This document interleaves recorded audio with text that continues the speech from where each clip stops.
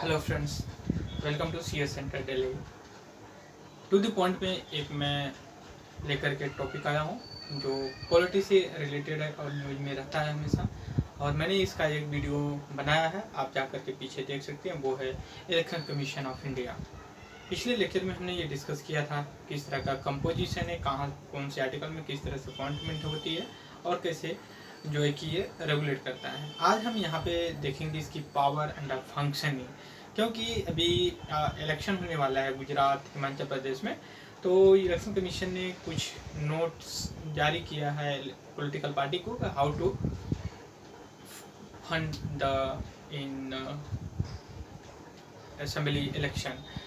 तो ऐसा कुछ है कि जैसे पॉलिटिकल पार्टी जो एडवर्टाइज करती हैं और जो भी फाइनेंस से इन्वेस्ट करते हैं इलेक्शन में, उसका कहीं ना कहीं डाटा रखता है इलेक्शन कमीशन। एक पैरामीटर होती है, हालांकि ऑफिशियल कुछ जो पैरामीटर है उससे ज़्यादा पॉलिटिकल पार्टी खर्च करती हैं और जीतने के लिए हर एक कोशिश कर लेती हैं। और अलग अलग तरीके की पॉलिटिकल पार्टी और इलेक्शन कमीशन के बीच में इशूज और बातें और मुद्दे होते हैं, तो उसी को हम डिस्कस करेंगे। फॉर एग्जांपल, अगर आप चाहते हैं कि आपकी पॉलिटिकल पार्टी हो, ये उसका सिंबल हो, वो नेशनल लेवल की पार्टी भी हो सकती है और स्टेट लेवल की भी पार्टी हो सकती है, तो क्या पैरामीटर होना चाहिए इलेक्शन कमीशन के अकॉर्डिंग कि बनो आप नेशनल पार्टी और जो है कि स्टेट पार्टी। क्योंकि इस समय 6 से 7 जो कि नेशनल पार्टी हैं और कम से कम 500 के ऊपर, मुझे लगता है 1000 ना हो जाए, और रीजनल पार्टी यहाँ हैं। और कुछ ऑर्गेनाइज होती हैं, कुछ अनरजिस्टर्ड होती हैं, मतलब रजिस्टर्ड होती हैं इलेक्शन कमीशन के पास, कुछ नहीं होती हैं। कुछ इस पॉइंट ऑफ व्यू से भी बनाए जाते हैं कि ब्लैक मनी का जो 2 नंबर की जो मनी होती है उसका भी हेर फेर किया, ताकि इलेक्शन में बहुत से प्रोसीजर चलते हैं और अलग अलग पॉलिटिकल पार्टी अलग अलग हथकंडे अपनाती हैं।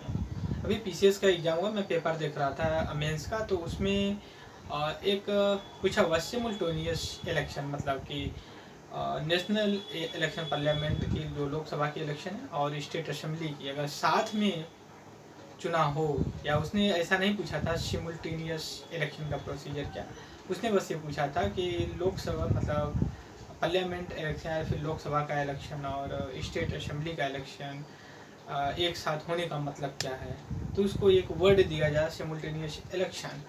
तो हालांकि वो अलग टॉपिक है, कभी न्यूज़ में आया तो हम उसको ऑफ कोर्स डिस्कस करेंगे। यहाँ पे हम जो इलेक्शन कमीशन ऑफ इंडिया है उसकी बात करें। अगर आप चाहते हैं पॉलिटिकल पार्टी हो आपकी, तो आपके पास सिंबल होना चाहिए, कुछ पैरामीटर्स होते हैं, उसको आपको फॉलो करना पड़ेगा, इतने अमाउंट इन्वेस्ट करना पड़ेगा। दूसरी चीज़ है आपका एक सिंबल होगा, सिंबल पे आपका एक व्यक्ति का पार्टी का अधिकार होगा। फॉर एग्जांपल बीजेपी, उसमें जो उसका फूल का है कमल उसका है, कांग्रेस के लिए पंजा है, तो डिफरेंट पार्टी का होता है। अगर इस पार्टी 2 धड़ों में बढ़ जाए, फॉर एग्जांपल जैसे शिवसेना महाराष्ट्र में बट गई है, तो सिंबल पे कौन दावा करेगा, इस चीज़ को भी लेकर के बहुत से कयास लगाए जाते हैं, समय समय पे चीज़ें आई। क्योंकि शिवसेना से पहले, महाराष्ट्र से पहले यूपी में समाजवादी पार्टी को लेकर के शिवपाल और उनके भतीजा अखिलेश यादव को लेकर के जो चीज़ें आई थी ओरिजिनल क्या, तो ऐसा उस समय का डिसीजन था कि जो मेजॉरिटी पार्टी होंगी, मतलब जो 100 मेंबर्स की ये पार्टी है, तो उसमें से अगर जो मेजॉरिटी अगर वोट देते हैं जिस तरह, उसका ये सिंबल होगा। ऐसा नहीं है कि वो विरासत में मिली हुई किसी की चीज़ है, वो पावर और प्रेजेंट टाइम में चेक करके वही हम देखने के लिए यहाँ पे आते हैं। फॉर एग्जांपल इलेक्शन कब कंडक्ट होगा और क्या प्रोसीजर होगा, कौन सा ऑफिसर कहाँ पे अपॉइंट होगा, और उसके बाद अगर डिस्प्यूट हो जाता है, अगर इलेक्शन जो एमपी एमएलए होते हैं उनके, तो president election commission of India से सजेशन लेते हैं। देखिए एमपी एमएलए होते हैं वो 3 बेसिस पे डिस्क्वालीफाई होते हैं। पहला तो है कि वो इलेक्टोरल प्रोसीजर से जो प्रेसिडेंट करते हैं, और 2 व्यक्ति करते हैं उनको डिस्क्वालीफाई, एक प्रिसाइडिंग ऑफिसर करता है और एक जो है कि प्रेसिडेंट करता है। जो प्रिसाइडिंग ऑफिसर करता है वो anti defection law 10th schedule के अंदर करता है, और जो प्रेसिडेंट होता है वो लॉ के रिप्रेजेंटेटिव ऑफ पीपल एक्ट के अकॉर्डिंग इलेक्शन कमीशन के सहयोग से डिस्क्वालीफाई करता है। व्यक्ति की क्या अपनी पॉलिटिकल पार्टी की किस तरह की रेगुलेटरी, यहाँ पे 14 से 15 जो कि पॉइंट्स हैं यहाँ पे हम डिस्कस करते हैं। जैसे मान लीजिए टेरिटोरियल एरिया है, कौन सी कंस्टिट्यूएंसी कितना होगी, कैसे होगी, वो इलेक्शन कमीशन डिसाइड करता है।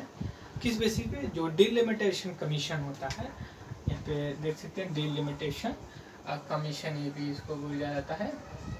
क्योंकि अभी न्यूज में रहा है तो हम इसका भी डिस्कस करेंगे, कभी ना कभी हो सकता है आज ही कर लें।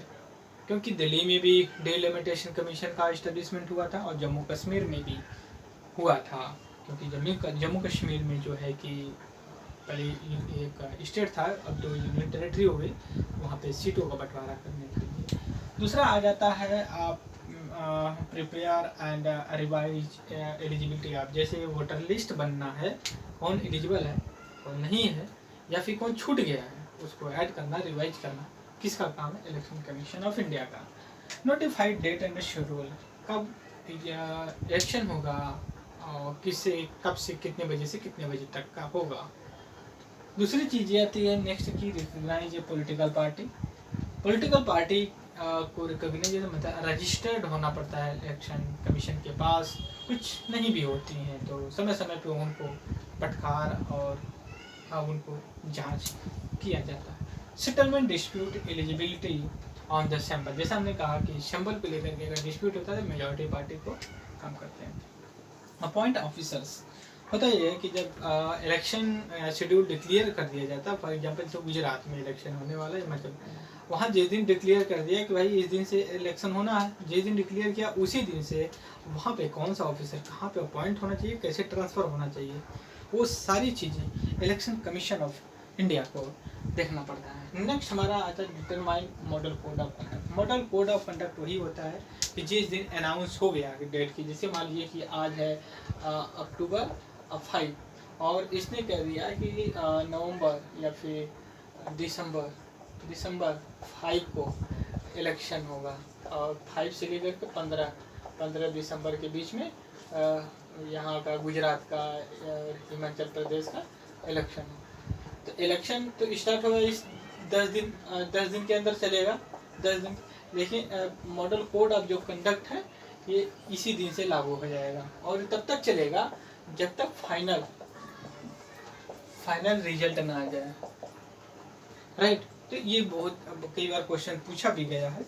दूसरी तो रजिस्टर पॉलिसी एंड हेरिटेज, जैसे मान लीजिए कि इलेक्टोरल पार्टियां हैं वो अपना एडवर्टाइज करना चाहती हैं किस माध्यम से, तो वो भी जो है कि इलेक्शन कमीशन ऑफ इंडिया देखता है। दूसरी चीज़ एडवाइज प्रेसिडेंट गवर्नर और प्रेसिडेंट को जो कि एडवाइज करता है जो है कि डिस्प्यूट अगर उनके इलेक्टोरल प्रोसीजर को लेकर के हो जाता है तब।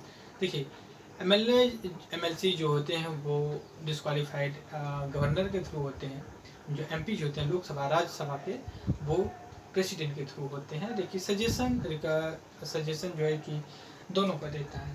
दूसरी चीज कैंसिल पोल, अगर पोल में कुछ धांधलियाँ हो गई या फिर कुछ ऐसा लग रहा है कि नहीं वहाँ पे ऐसी चीज़ें हैं कि इलेक्शन अभी पॉसिबल नहीं कराया जा सकता, तो वो बढ़ा सकता है घटा सकता है, वो सारी चीज़ें कर सकता है। दूसरी चीज़ें है रिक्वेस्ट प्रेसिडेंट, और ये भी चीज़ है कि प्रेसिडेंट से रिक्वेस्ट करता है कि हमें इतने स्टाफ चाहिए, आप हमें प्रोवाइड करवाइए, और क्योंकि हमें एक फ्री एंड फेयर इलेक्शन करवाना होता है।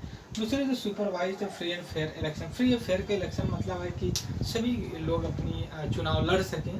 अगर ऐसा हो गया कि पैसे के हिसाब से लड़ें तो बाकी कुछ छोटी पार्टियां हैं वो तो इलेक्शन लड़ ही नहीं सकती, तो इसलिए कहा जाता है कि फ्री मतलब फ्री तो होता नहीं है बट कहा जाता है फ्री, बट फेयर बड़ा इंपॉर्टेंट है कि फेयर होना चाहिए, मतलब ट्रांसपेरेंसी होनी चाहिए उसमें। ऐसा नहीं कि कोई घपला हो, रूलिंग पार्टी ही जो है कि अपना सारा कांड करके बैठ जाए। अगला चीज़ है कि इंक्रीज अगर इन केस ऑफ अगर प्रेसिडेंशियल रूल लगा हुआ है स्टेट में तो प्रेसिडेंट से सजेशन लेता है और उनको एडवाइस देता है कि क्या होना चाहिए और कैसे होना चाहिए। दूसरी बार political party electoral symbol political party को रजिस्टर करती है और उनको सिंबल अलॉट करते हैं। तो ये बेसिक चीज़ें होती हैं। दूसरी चीज़ ये है कि एक बार ब्रीफ में देख लेते हैं टेरिटरी को। डिफाइन करती है, और एलिजिबिलिटी शेड्यूल होता है, शेड्यूल डेट को पॉलिटिकल पार्टी जो कि रिकॉग्नाइज करता है। एलिजिबिलिटी सिंबल के लिए करता है, अपॉइंट ऑफिसर को करता है, determine the model code of conduct, और उसके बाद पॉलिसी रिस्टोरेशन रेशियो कैसे एडवर्टाइज करना है, गवर्नर प्रेसिडेंट को वो एडवाइज करता है, cancel poll in case of the disturbance, और require president for the staff, अगर जरूरत होती है प्रेसिडेंट का फ्री फेयर इलेक्शन करवाता है इन case of 356 under article, advise the president whether the possibility of the election commission election the register political party and the symbol। ये basic हम लोग डिस्कस किए इलेक्शन कमीशन को लेकर के। ये हमने दोनों वीडियो अगर आप कवर करेंगे तो इलेक्शन कमीशन के बारे में सारी चीज़ें जान जाएंगे कि इलेक्शन किसका किसका करवाता है और इसके फंक्शन अंडर पावर्स का, इंडिपेंडेंस भी होती है कि इनके ट्रांसफ़र वगैरह का सिस्टम नहीं बनता है, ये भी किया जाता है। एक चीज़ मैं और जोड़ूंगा, अगर मान लीजिए कि इलेक्शन होता है, रिकाउंटिंग की बात अगर की जाए, क्योंकि ये वेस्ट बंगाल में बहुत न्यूज़ में था कि ममता बनर्जी और एक शुभेंदु ऐसे करके थे बीजेपी के एमपी, दोनों लोग एक ही सीट से लड़े थे, उसमें शुभेंदु जीत गए थे, ममता बनर्जी हार गई थी। तो उसमें ये हुआ था कि रिकाउंटिंग किया जाए। तो देखिए रिकाउंटिंग का मतलब ये होता है कि वोट कर दिया गया, आपको लगता है तो आप अपील करिए, तो वो राइट किसको है, क्योंकि एग्जाम में पूछा गया था, वो रिटायरिंग ऑफिसर होता है कॉन्स्टिट्यूएंसी का, जो रिटर्निंग ऑफिसर होता है वो जो है कि पावर उसके पास है, वो डिसाइड करेगा कि नहीं काउंटिंग रिकाउंटिंग हो या ना हो, और वो करवा भी सकता है और मना भी कर सकता है। सो इस वीडियो में बस इतना। Thank you very much discussion.